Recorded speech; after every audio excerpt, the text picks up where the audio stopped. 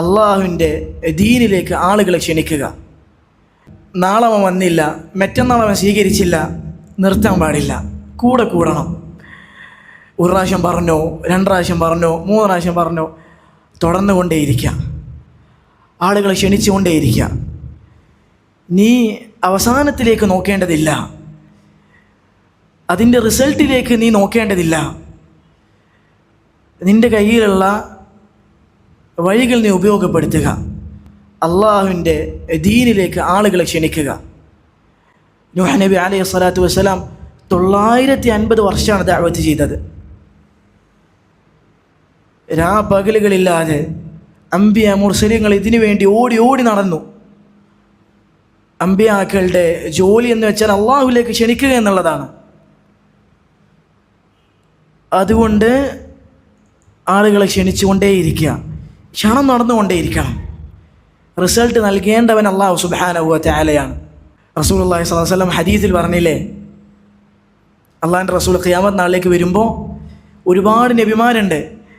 ചില നബിമാരുടെ കൂടെ ഉള്ളത് 2ഉം 3ഉം ആളുകളാണ്. ചില നബിമാരുടെ കൂടെ ഒരു വ്യക്തിയേ ഉള്ളൂ. ചില നബിമാരുടെ കൂടെ ആരുമില്ല എന്ന് വിചാരിച്ചിട്ട് ആ നബിൻ്റെ മർത്തബ എന്ന് വല്ലതും കുറയോ? നബി അല്ലാതെ മാറോ? ഇല്ല.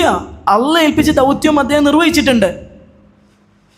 റസൂലുള്ളാഹി സ്വല്ലല്ലാഹു അലൈഹി വസല്ലം പറഞ്ഞു, ഖിയാമത്ത് നാളായി കഴിഞ്ഞാൽ, ഖിയാമത്ത് നാളിൻ അത് അടുത്ത് കഴിഞ്ഞാൽ, അടുത്ത നിമിഷം ഖിയാമത്ത് നാൾ സംഭവിക്കുകയാണെങ്കിലും നിങ്ങളുടെ കയ്യിൽ വിത്തുണ്ടെങ്കിൽ അതവൻ കുഴിച്ചിടട്ടെ.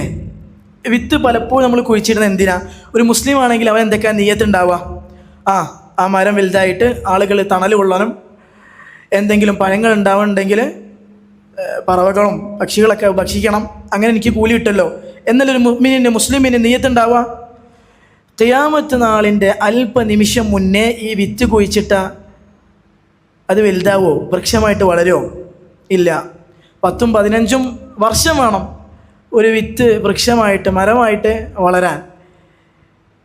അവിടെ അല്ലാഹുവിൻ്റെ റസൂൽ പഠിപ്പിക്കുന്നത് എന്താ? നിങ്ങൾ അമൽ ചെയ്യുക, അതിൻ്റെ അവസാനത്തിലേക്ക് നിങ്ങൾ നോക്കേണ്ടതില്ല. റിസൾട്ട് ലഭിക്കുന്നുണ്ടോ? റിസൾട്ട് ലഭിച്ചിട്ടില്ലെങ്കിൽ ഉള്ള വിഷമം, സങ്കടം, അതിൻ്റെ ആവശ്യമില്ല. നിങ്ങൾ അമലുകൾ ചെയ്യുക, അവർക്ക് വേണ്ടി പ്രാർത്ഥിക്കുക, അവർക്ക് വേണ്ടി. അള്ളാഹുവിൻ്റെ റസൂലിൻ്റെ മാർഗം ഇതാണ്, പ്രാർത്ഥിക്കണം.